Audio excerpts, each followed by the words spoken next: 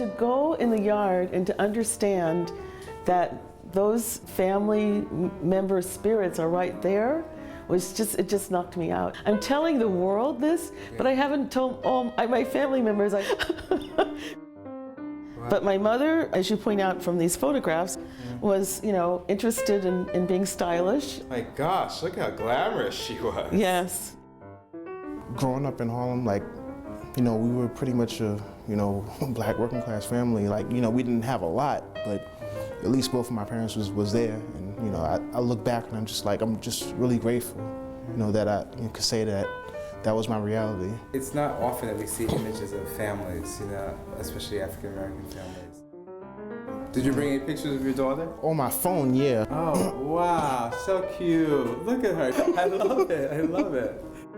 So many of our photographs, pictures, and other things have gotten lost, and I happen to be blessed to have so much, so I thought it was important to share it.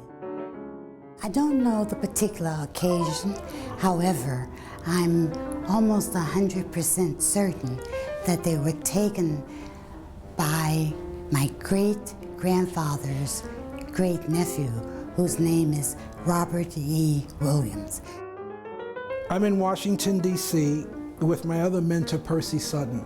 This giant of a man accepting me to partner with him was really very, very special. I didn't tell you the hidden part is that my mother met my father because she took music lessons at my grandmother's music school in Harlem. Wow. Isn't that sweet?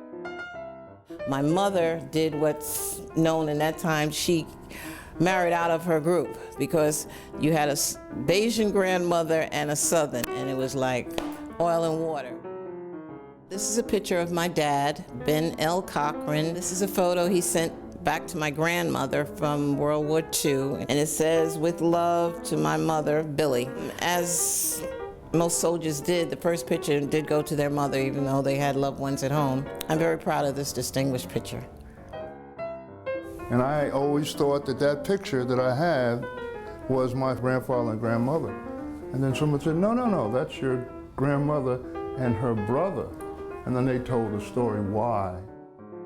This is a picture of my father and mother. And if you notice in the pictures, there's always a different car. My father was a mechanic, and he worked for rich white people who had garages.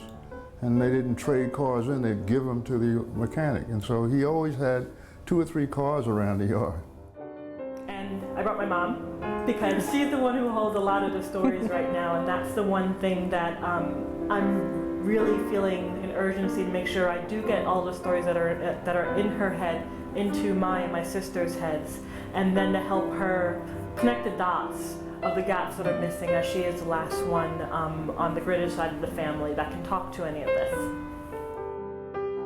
Well, they've been through a lot, from making it from Guyana to the United States, but we've also moved a lot. I have not been back to Guyana since I left in '95, and so this is my only connection really to that place. But I've been the one that has taken on the role of really keeping them and collecting them and keeping them safe. As we share our stories, we see the similarities, and it is creating kind of a diaspora community because it's uniting.